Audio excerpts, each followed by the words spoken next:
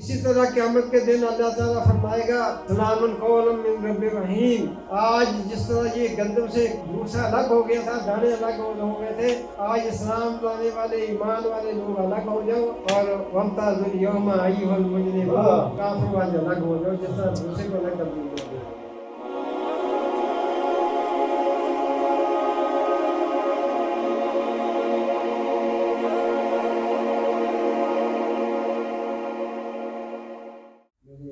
نہایت ہی واجب احترام بزرگوں، دوستوں، بہنوں، بھائیوں، بیٹیوں، اللہ تبارک تعالیٰ کا یہ احسان اور شکر ہے اسے یہ بات ہمیں اس روحانی محفل میں بیٹھ کر اللہ اس سے ذکر کر، اللہ اس کے رسول کا ذکر کرنے کی توفیق اور ہمت عطا فرمائی. دعا یہ ہے کہ دنیا میں کوئی اچھا کام کر جائیں. دعا یہ ہے کہ دنیا میں کوئی اچھا کام کر جائے، اگر کچھ ہو سکے تو خدمت اسلام کر جائے. نہ دنیا سے، نہ دولت سے، نہ گھر آباد کرنے سے تسلی دل کو ہوتی ہے خدا کو یاد کرنے سے. درد و آلام کے مارے ہوئے کیا دیتے ہیں، ہم تو بس ان کی نگاہوں کو دعا دیتے ہیں. اللہ اللہ کہنے سے اللہ نہ ملے، اللہ والے ہیں اللہ سے دعا دیتے ہیں. اور تم اپنے دل میں مدینے کی آرزو رکھنا، تم اپنے دل میں مدینے کی آرزو رکھنا، پھر ان کا کام ہے جذبوں کی آبرو رکھنا. اور بہت ضروری ہے دیدار مصطفیٰ کے لیے جگر کے خون سے آنکھوں کو باوضو رکھنا. میرے دوستوں عزیزوں، یہ بہت بابرکت مہینہ ہے. جیسے علماء اکرام نے بتایا کہ کل شب برات ہے، لیکن اس فقیر کی شب برات آج ہے کیونکہ میرے آقا کے دربار میں آج شب برات، مدینہ منورہ میں آج شب برات ہے. ہم چونکہ آقا کے غلام ہیں، ہمارے لیے آج بھی شب برات ہے. تو یہ دوستوں عزیزوں بہت برکت والا مہینہ ہے. اللہ کے پیارے حبیب صلی اللہ علیہ وسلم نے فرمایا کہ رجب اللہ کا مہینہ ہے، شعبان میرا مہینہ ہے، اور رمضان میری امت کا مہینہ ہے. رجب کی فضیلت ایسی ہے جیسے قرآن کی سب کتابوں کے اوپر، سب آسمانی کتابوں کے اوپر جیسے قرآن کی فضیلت ہے، اسی طرح رجب کی فضیلت ہے. اور شعبان کی فضیلت ایسی ہے جیسی تمام انبیاء کے اوپر میری فضیلت ہے. اور رمضان کی فضیلت ایسے ہے جیسے اللہ کی فضیلت تمام مخلوق کے اوپر ہے. ترمذی شریف کی حدیث ہے، میرے ایک پیارے آقا کریم صلی اللہ علیہ وسلم نے فرمایا کہ حضرت عائشہ صدیقہ رضی اللہ تعالیٰ عنہ فرماتے ہیں، اس کے راوی ہیں اس حدیث کی، کہ امہات المومنین سے اس رات یعنی 15 شعبان کی رات میری باری تھی، اور نبی کریم صلی اللہ علیہ وسلم میرے پاس تشریف لائے. تو تھوڑی دیر کے بعد میں نے دیکھا کہ آپ صلی اللہ علیہ وسلم اپنے بستر پر تشریف فرما نہیں. تو میں نے سوچا کہ کہیں اور تشریف لے گئے ہیں. میں ان کو تلاش کرتے جب جنت البقیع میں پہنچی تو آقا کریم صلی اللہ علیہ وسلم سجدے میں سر رکھ کر رو رہے ہیں، اپنی امت کے لیے دعائیں کر رہے ہیں. رب ہب لی امتی، رب ہب لی امتی، رب ہب لی امتی. عائشہ صدیقہ رضی اللہ تعالیٰ فرماتی ہیں کہ میں وہاں پہ پہنچی تو میں نے عرض کیا رسول اللہ صلی اللہ علیہ وسلم آپ یہاں ہیں، میں آپ کو تلاش کرتے یہاں پہنچ گئی.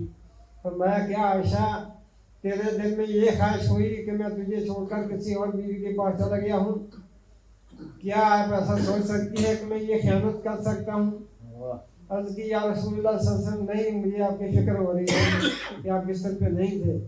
فرمایا اے عائشہ آج شعبان کی نصف رات ہے، یعنی 15 شعبان کی رات ہے، اور آسمان کے 300 دروازے کھلے ہوئے، اور اللہ تعالیٰ کی طرف سے ندا آ رہی ہے کہ ہے کوئی آج قیام کرنے والا میں اس کے قیام کو قبول کروں، ہے کوئی رکوع کرنے والا میں اس کے رکوع کو قبول کروں، ہے کوئی سجدہ کرنے والا میں اس کے سجدے کو قبول کروں، ہے کوئی دعا کرنے والا میں اس کی دعا کو قبول کروں، ہے کوئی بخشش مانگنے والا میں اس کو بخشوں، ہے کوئی میرا قرب مانگنے والا میں اس کے قریب آ جاؤں۔ اور فرمایا کہ یہ پوری رات یہ سلسلہ جو ہے وہ چلتا رہے گا، کیونکہ جبریل امین نے مجھے آخر میں خبر دی کہ ایک دوسری حدیث کی میں بات کر رہا ہوں کہ جبریل امین آپ کے پاس آئے، آپ صلی اللہ علیہ وسلم نے فرمایا کہ جبریل کیا بات ہے؟ فرمایا کہ یا رسول اللہ صلی اللہ علیہ وسلم آسمان کی طرف نگاہ اٹھائیے۔ جب میں نے آسمان کی طرف نگاہ اٹھائی تو دیکھا کہ آسمان کے سارے دروازے کھلے ہوئے ہیں اور اللہ کی طرف سے یہی ندا آ رہی ہے جو یہ اسکرین نے آپ کے سامنے بیان کی۔ اور فرمایا کہ اے جبریل یہ سلسلہ کب تک جاری رہے گا؟ فرمایا عرض کی یا رسول اللہ صلی اللہ علیہ وسلم یہ صبح صادق کا یہی سلسلہ جاری رہے گا، اللہ اور اللہ کے فرشتوں سے آدمی کے اوپر رحمت بھیجتے رہیں گے جو اس رات کو قیام کرتا ہے، رکوع کرتا ہے، سجدے کرتا ہے۔ سبحان اللہ۔ میرے دوستوں عزیزو، یہ دنیا ہے، اس کے اندر ہم لوگ رہتے ہیں، یہاں کافر بھی رہتے ہیں، مسلمان بھی رہتے ہیں۔ کافر کی مثال اسی طرح ہے جیسے آپ گندم کا ایک پودا دیکھ لیتے ہیں، وہ پودا جب اگتا ہے کہ اس کے ساتھ اوپر سٹا نکلتا ہے، اس میں سے دانے نکلتے ہیں جو ہماری روزی کا سبب بنتے ہیں۔ اب جب تک وہ سٹا پکتا نہیں ہے اس پودے کو بھی پانی ملتا رہے گا، اس کی شاخوں کو بھی پانی ملتا رہے گا۔ جب سٹا پک گیا تو کیا کرتے ہیں کہ تھریشر لگا کر دانے جو ہوتے ہیں ان کو، جو اناج ہوتا ہے اس کو الگ کرتے ہیں، بھوسا جو ہوتا ہے توڑی وغیرہ اس کو الگ کر دیتے ہیں۔ اسی طرح قیامت کے دن اللہ تعالیٰ فرمائے گا سلام قولا من رب رحیم۔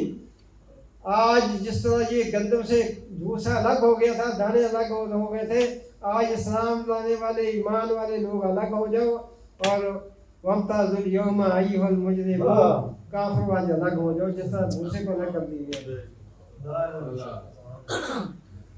میرے دوستوں عزیزو، یہ میرے آقا کریم صلی اللہ علیہ وسلم نے اس مہینے کو اپنی طرف منسوب کیا۔ اب ہم لوگ محبت کا دعویٰ کرتے ہیں کہ اللہ کے رسول سے، اب اللہ کا رسول سیدنا عائشہ صدیقہ رضی اللہ تعالیٰ عنہ کا حدیث ہے کہ جتنے روزے اس مہینے میں شعبان میں رکھتے تھے کسی مہینے میں نہیں رکھتے تھے، اور کبھی کبھی ایسا ہوتا ہے کہ رمضان کے ساتھ اس مہینے کو منا لیتے۔ اور میں نے پڑھا ہے کہ جو آدمی اس مہینے میں 3 روزے رکھ لیتا ہے اس کو اللہ تعالیٰ سیدنا ایوب علیہ السلام کے صبر جتنا ثواب عطا کرتا ہے۔ سیدنا یوسف علیہ السلام کی قید میں جتنا انہوں نے صبر کیا اتنا ثواب عطا کرتا ہے۔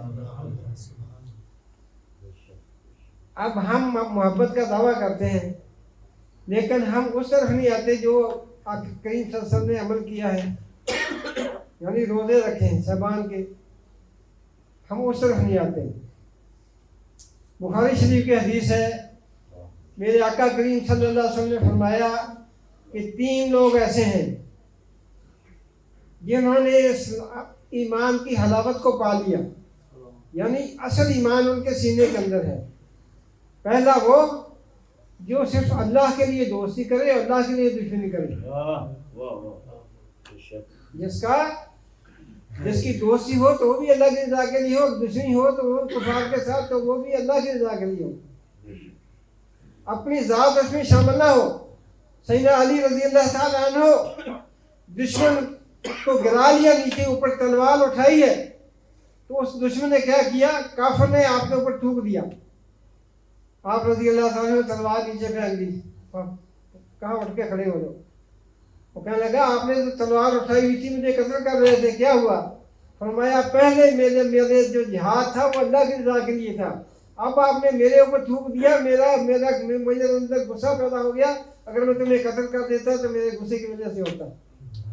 یہ ہے اللہ کی خاطر دوستی، اللہ کی خاطر دشمنی۔ تو یہ مہینہ 3 قسم کے لوگ، جن کو اسلام کی ایمان کی حلاوت مل جاتی ہے. پہلے وہ لوگ جو اللہ کی خاطر دوستی اور دشمنی رکھیں. دوسرے وہ لوگ ہوتے ہیں جو اللہ کے رسول کی تابعداری کرتے ہیں اور وہ خالص مسلمان ہوتے ہیں. ان کو کلمہ طیبہ ایسے ہو، کلمہ سے پھرنا ایسا ہو جیسے آگ میں ڈالنا، یعنی ان کا ایمان اتنا مضبوط ہو کہ وہ کلمے کو چھوڑ کے ایسے محسوس کریں جیسے مجھے آگ میں ڈالا جا رہا ہے. یعنی ان کا ایمان اتنا مضبوط ہو کہ وہ کلمے کو پکڑ کر اپنی زندگی بسر کریں.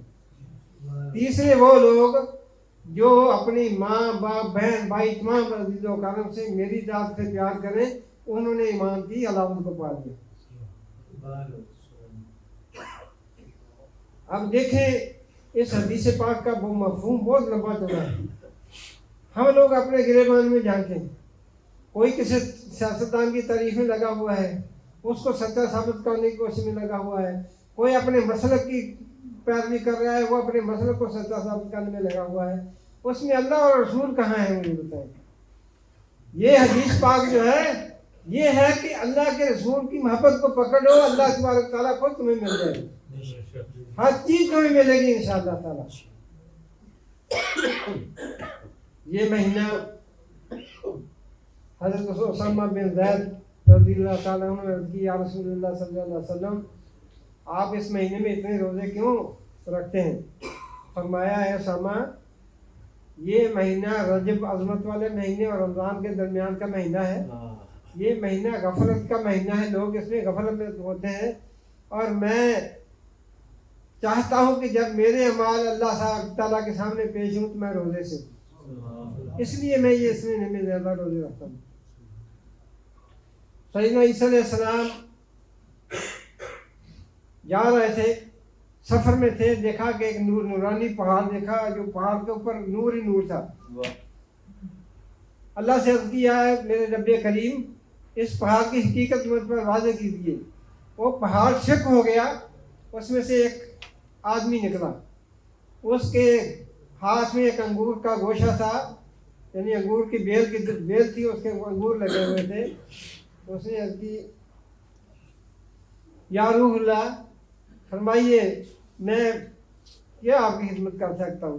کہا تم اپنی حقیقت واضح کرو. کہنے لگا میں 400 سال سے اس پتھر کے اندر ہوں، اللہ مجھے یہ انگوروں کی روشنی دے رہا ہے، کی روزی دے رہا ہے، اور میں 400 سال سے اسی پتھر کے اندر بند ہوں، عبادت کر رہا ہوں، اللہ کو یاد کر رہا ہوں.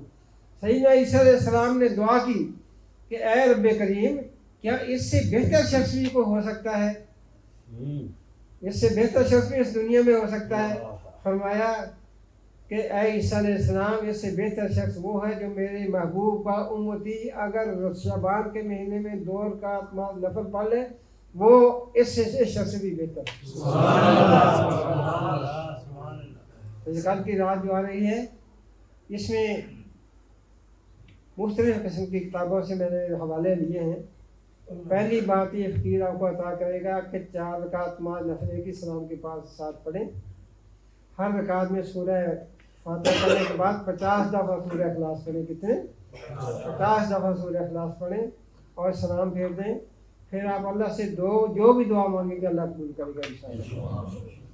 ایک خاص تحفہ ہے اس مہینے کا شعبان کا، وہ 15 شعبان اس میں لازمی نہیں، اس مہینے میں آپ کسی بھی دن پڑھ سکتے ہیں.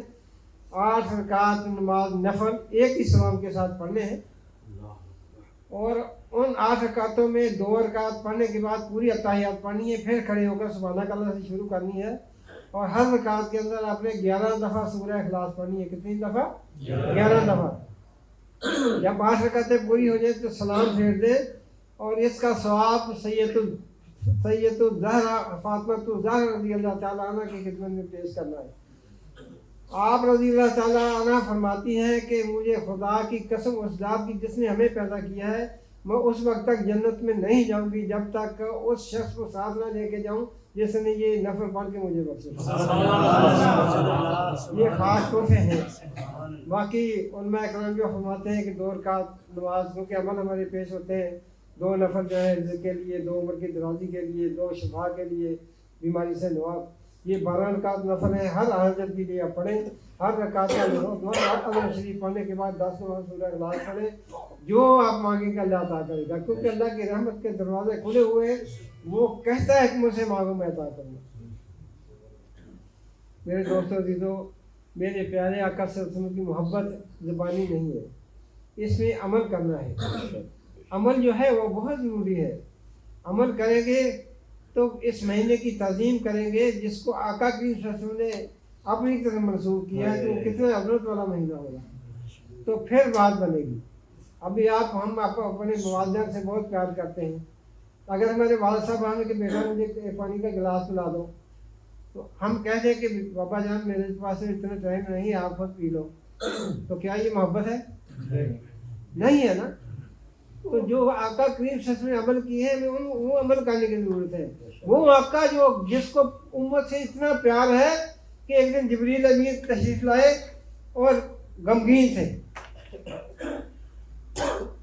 پریشان تھے، فرمایا جبریل کیا بات ہے، کیا پریشانی ہے؟ کہنے لگے یا رسول اللہ صلی اللہ تعالیٰ علیہ وسلم، میں آج دوزخ کی سیر کر کے آیا ہوں۔ کس کی؟ دوزخ کو میں دیکھ کے آیا ہوں، اس کے ساتھ جو ہے طبقے ہیں، 7 اس کے حصے ہیں۔ پہلے حصے میں مشرکین جو کفر کرتے ہیں وہ کافر ڈالے جائیں گے، دوسرے حصے میں منافقین ہوں گے، تیسرے حصے میں آگ کی پوجا کرنے والے ہوں گے، چوتھے حصے میں جو سورج اور چاند وغیرہ کی پوجا کرتے ہیں، ستاروں کی پوجا کرتے ہیں وہ ہوں گے، 5ویں حصے میں یہودی ہوں گے جو موسیٰ علیہ السلام کی تعلیمات کو بھول گئے، 6تھے حصے میں عیسائی ہوں گے، اور 7ویں حصے کا نام لے کر وہ خاموش ہو گئے۔ فرمایا جبریل بتاؤ، مجھے بتاؤ کیا بات ہے 7ویں حصے کا آپ نے ذکر نہیں کیا؟ تو جبریل نے عرض کی یا رسول اللہ صلی اللہ علیہ وسلم، 7ویں حصے کے اندر جو سب سے اوپر والا حصہ ہے اس میں آپ کی امت کے وہ لوگ ہوں گے جو گناہ گار ہوئے۔ تو میرے آقا کریم صلی اللہ علیہ وسلم کی آنکھوں میں آنسو آ گئے۔ اسی وقت جسم پر ایک چادر تھی، کپڑا پہنا، چادر پہنی ہوئی تھی، باہر نکل گئے، روتے ہوئے نکل گئے، غار کے اندر چلے گئے، وہاں جا کر رونا شروع کر دیا۔ کسی کو کچھ پتا نہیں کہ آقا کریم صلی اللہ علیہ وسلم کہاں ہے۔ صحابہ کرام تلاش میں نکلے، خوشبو آقا کریم صلی اللہ علیہ وسلم کی تو آ جاتی تھی کہ جہاں جہاں سے گزرتے ہیں، خوشبو کو تلاش کرتے کرتے وہ ابو بکر صدیق پہنچے تو ایک بکریوں کو ریوڑ تھا، وہ بکریاں چلا رہا تھا، اسے پوچھا کہ یہاں نبی کریم صلی اللہ علیہ وسلم کو دیکھا ہے؟ اس نے کہا میں نے تو نہیں دیکھا، لیکن میں یہ دیکھتا ہوں کہ میں جب بکریاں چراتا ہوں تو یہ بکریاں اس غار کے دانے کے اوپر آ کر روتی ہیں اور کچھ چارہ نہیں کھاتی، یہاں پر روزانہ آ کر روتی رہتی ہیں۔ یہ اس غار کے اندر میں نے یہ کرامت دیکھی ہے، یہ معجزہ دیکھا ہے، مجھے نہیں پتا اس کے اندر کیا ہے۔ ابو بکر صدیق رضی اللہ تعالیٰ عنہ اندر تشریف لے گئے، دیکھا کہ آقا کریم صلی اللہ علیہ وسلم سجدے میں پڑے ہوئے ہیں اور رب حبلی امتی، رب حبلی امتی دعائیں کر رہے ہیں اپنی امت کے لیے، یا اللہ میری امت کو بخش۔ آپ نے عرض کیا رسول اللہ صلی اللہ علیہ وسلم آپ سجدے سے سر اٹھائیے، اللہ آپ کی امت کو بخش دے گا۔ آپ سجدے میں پڑے روتے رہے۔ پھر عمر فاروق رضی اللہ تعالیٰ عنہ آئے، انہوں نے کوشش کی، عثمان غنی آئے، انہوں نے، علی کرم اللہ تعالیٰ وجہ نے، سب تشریف لے آئے، کسی سے کہنے پر سر نہیں اٹھایا، سجدے میں روتے رہے، امت کے لیے دعائیں کرتے رہے۔ پھر کسی نے کہا کہ سیدنا فاطمہ الزہرا رضی اللہ تعالیٰ عنہ کو بلائیں۔ فاطمہ الزہرا رضی اللہ تعالیٰ عنہ تشریف لائیں تو وہاں جا کر غار کے اندر جا کر سب کو باہر نکال دیا، اپنا دوپٹہ اتار دیا اور کہ اے ابا جان میں نے اپنا دوپٹہ اتار دیا ہے، اللہ اس دوپٹے کی لاج رکھے گا، آپ کی امت کو بخش دے گا۔ پھر آقا کریم صلی اللہ علیہ وسلم کے جبریل تشریف لائے جبریل امین، اور عرض کی یا رسول اللہ صلی اللہ علیہ وسلم اللہ سبحانہ وتعالیٰ نے فرمایا ہے کہ وَلَا سَوْفَ يُؤْتِيكَ تَرْضَىٰ، کہ اے میرے حبیب تو جو کہے گا میں وہی، جو جس طرح چاہے گا تو اسے راضی کر دوں گا۔ وَلَا سَوْفَ يُؤْتِيكَ رَبُّكَ فَتَرْضَىٰ، کہ تم جو چاہو گے اسی طرح رب تجھے راضی کر دے گا، سجدے سے سر اٹھا۔ ایسا پیارا کریم نبی جیسے رو کر امت کے لیے دعائیں کی، پھر صحابہ نے عرض کی یا رسول اللہ صلی اللہ علیہ وسلم آپ کیسے راضی ہوں گے؟ فرمایا میں اس وقت تک راضی نہیں ہوں گا جب تک میرا ہر ایک بھی گناہ گار جو جہنم کے رہے گا، جس کے دل کے اندر رائی کے دانے کے برابر بھی ایمان ہوگا میں اس کو بھی کھینچ کر جہنم سے باہر نکالوں گا۔ دوستوں جہنم ایک شخص ایسا ہوگا جس کو جہنم سے گناہوں کے بعد جہنم سے نکالا جائے گا، اس کے باہر کھڑا کر دیا جائے گا۔ جہنم کو ایسی معمولی چیز نہیں ہے، بہت بہت بری جگہ کھڑا کیا جائے گا۔ وہ شخص جہنم کے شور و غور سے جو لوگ تڑپ رہے ہوں گے، چیخ رہے ہوں گے، وہ دیکھ کر پریشان ہو جائے گا، یا اللہ مجھے اس سے تھوڑی دور کر دیجیے۔ اللہ تعالیٰ نے جو کہ اس کے گناہ معاف کر دیے تھے، اس کو باہر نکالنا تھا، تھوڑی دور باہر لے آئے گا اللہ تعالیٰ، باہر لا کے ایک ایسی نور کی پانی کی نہر ہوگی، اس میں اس کو غوطہ لگائے گا اللہ تعالیٰ، فرمائے گا ملائکہ سے کہ اس کو غوطہ دو۔ وہ جو اس کے جسم کی سیاہی ہے، جو زخم لگے ہوئے ہیں آگ کے، سب دھل جائیں گے، اس کا چہرہ پاک صاف ہو جائے گا۔ جب باہر نکلے گا تو عرض کرے گا یا اللہ ابھی اتنا رحمت کر دی ہے تو مجھے وہاں سے خوشبو آ رہی ہے، مجھے تھوڑا اس جنت کے قریب کر دیجیے۔ اللہ سبحانہ و تعالیٰ اپنی رحمت سے اس کو جنت کے قریب کر دے گا۔ جب قریب جائے گا تو پھر وہ عرض کرے گا یا اللہ یہ تو بہت ہی اچھی جگہ لگ رہی ہے مجھے، یہاں تو وہاں تو بڑے بڑے نیک لوگ بیٹھے ہوئے، یا اللہ تیری رحمت ہے، اگر مجھے اتنی سی جگہ عطا کر دے کہ میں وہاں پہ جھونپڑی بنا سکوں۔ اللہ کی رحمت جوش میں آئے گی، اللہ تعالیٰ اس کو تھوڑا سا راستہ دے کے اندر کر دے گا، جنت کے اندر کر دے گا، اور جنت کے اندر اس کو اتنی نعمتیں ملیں گی کہ وہ دیکھے گا کہ اس دنیا سے 10 گنا زیادہ بڑی جنت ہے جو اس کو جھونپڑی والے کو ملے گی۔ وہ کہے گا یا اللہ تیرا شکر ہے اتنی بڑی جنت مجھے عطا کر دی۔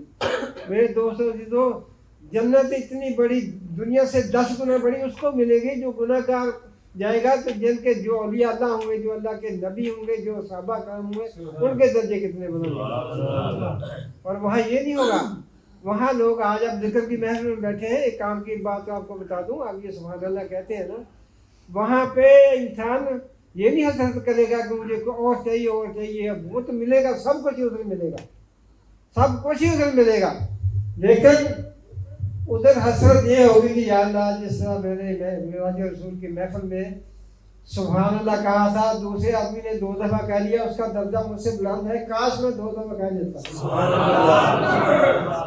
کاش میں 2 دفعہ سبحان اللہ کہہ لیتا۔ وہاں اتنا درجہ بلند ہوگا، 1 دفعہ سبحان اللہ کہنے والا 2 دفعہ کہنے والا اس سے اتنا درجہ بلند ہوگا جہاں حد نگاہ ہوگی۔ تو میرے دوستوں جو اللہ کی یاد، اللہ کے رسول کو یاد کرنا، اللہ کے رسول کی محبت اتباع رسول میں ہے۔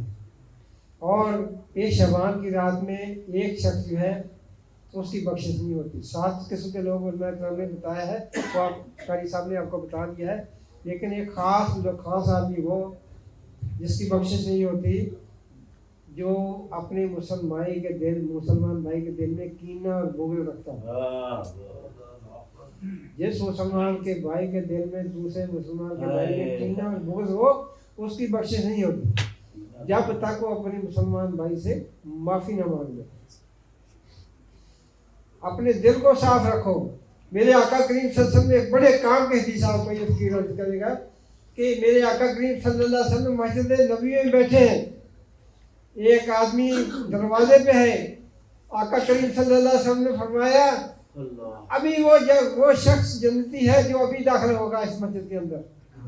لوگوں نے دیکھا کہ ایک شخص جنت کے اندر داخل ہوا ہے۔ دوسرے دن پھر اسی موقع پر میرے آقا کریم صلی اللہ علیہ وسلم نے فرمایا ابھی جو شخص مسجد میں داخل ہوگا وہ جنتی ہے۔ دوسرے دن بھی وہی شخص مسجد کے اندر داخل ہوا۔ تیسرے دن پھر جب نماز کا وقت آیا تو میرے آقا کریم صلی اللہ علیہ وسلم صحابہ سے فرمایا میرے صحابیوں ابھی جو وہ شخص مسجد کے اندر داخل ہوگا وہ جنتی ہے۔ دیکھا کہ تیسرے دن بھی وہی شخص مسجد کے اندر داخل ہوا۔ تو صحابہ کرام جو ہے وہ تجسس رکھتے تھے ایسے شخص کے لیے جس کے لیے آقا 3 دفعہ گواہی دے دیں کہ وہ جنتی ہے۔ حضرت عمر بن العاص رضی اللہ تعالیٰ عنہ جو کہ تہجد گزار تھے، دل کو روزہ رکھتے، رات کو تہجد پڑھتے تھے، اتنے نیک صالح آدمی، انہوں نے سوچا کہ میں دیکھوں یہ شخص عمل کیا کرتا ہے۔ آپ ان کے گھر میں چلو، شادی کے گھر میں تشریف لے گئے اور دیکھا کہ کہا کہ یار مجھے اپنی میزبانی کے لیے رکھ لو، میں آپ کے ساتھ کچھ اچھا رہنا چاہتا ہوں۔ فرمایا ٹھیک ہے رہ لو، سبحان اللہ۔ کھانا کھلایا، دیکھا کہ وہ آدمی عشاء کی نماز کے ساتھ پڑھی، سو گیا۔ صبح کے ٹائم اٹھا نماز تہجد کی پڑھی، صبح کی پڑھی اور اپنے کام پہ لگ گیا۔ یعنی کوئی خاص اتنا عمل نہیں ہے کہ وہ ساری رات تہجد کے لیے ساری رات کھڑا رہا ہو، قیام کے لیے رکوع سجود کرتا رہا، ایسا نہیں۔ دوسرے دن پھر یہی واقعہ ہوا، تیسرے دن پھر دیکھا کہ وہ ایک عام آدمی ہے، مطلب کہ نمازیں پڑھتا ہے پابندی کے ساتھ، تہجد بھی پڑھتا ہے، لیکن کو خاص عمل نہیں ہے اس کا۔ تو تیسرے دن کہنے لگے کہ اے میرے دوست، جب تم مسجد میں داخل ہونے سے پہلے میرے آقا کریم صلی اللہ علیہ وسلم تیرے داخل ہونے سے پہلے یہ فرما دیتے تھے کہ یہ شخص جنت ہے، جنتی ہے، تیرے اندر کیا ایسی خوبی ہے، تم کیا ایسا کرتے ہو کہ آقا کریم صلی اللہ علیہ وسلم نے تیرے لیے جنت کا سرٹیفکیٹ جاری کر دیا ہے۔ وہ کہنے لگا میرے دوست اقرار کی بات ہے، وہ بات یہ ہے کہ میں کبھی کسی مسلمان کے دل میں کینہ یا بغض نہیں رکھتا۔ میرے دل کے اندر جس نے کلمہ پڑھ لیا اس کے خلاف میرے دل کے اندر کبھی کوئی کینہ یا بغض نہیں ہے، صاف دل رکھتا ہوں، ہر مسلمان کی عزت و توقیر کرتا ہوں۔ تو میرے دوستوں عزیزوں، دل کا آئینہ جو ہے اس کو پاک کرنا ہے۔ یہ محمد فرماتے ہیں کہ شیشے اتے میں توڑا جمیاں تے کنداں توئی جاندے، جے جلداں نوں سانبھن نہیں تے ور کے پاری جاندے۔ وہ دل کے شیشے کے اندر جو ہے وہ توڑا جمیا ہے، اس کو پاک نہیں کرتے، تو اوپر سے بہت لیپ ٹاپ کر کے جو میک اپ کر کے اس کا کیا فائدہ؟ دل کو پاک کرو، اس دل کو اللہ کے پاس، اسی لیے اللہ والے دل کے اوپر زور دیتے ہیں، محنت کرواتے ہیں دل کے اوپر کہ دل کو اللہ کے ساتھ لگاؤ۔ یہ 70,000 ظلماتی ٹکڑے پڑ رہے ہیں، یہ آپ کے جل جائے، پھر آپ کا دل مزکہ پاک ہو جائے، کیونکہ یہ 14ویں صدی 1450 سال ہو گئے آقا کی ہوئے۔ تو میرے آقا کریم صلی اللہ علیہ وسلم نے فرمایا کہ جب انسان سے ایک غلطی یا گناہ ہو جاتا ہے تو دل کے اندر ایک سیاہ دھبا بن جاتا ہے، اور جب گناہ کرتا جاتا ہے، غیبت کرتی، چغلی کرتی، حسد کر دیا، بغض کر دیا، تو یہ سیاہ دل جو ہے آہستہ آہستہ سیاہ ہو جاتا ہے۔ اور اللہ کا ذکر جو ہے یہ ایک ایسی چیز ہے ایک سیاہی کو دھو دیتا ہے اور دل کو مزکہ اور پاک کرتا ہے۔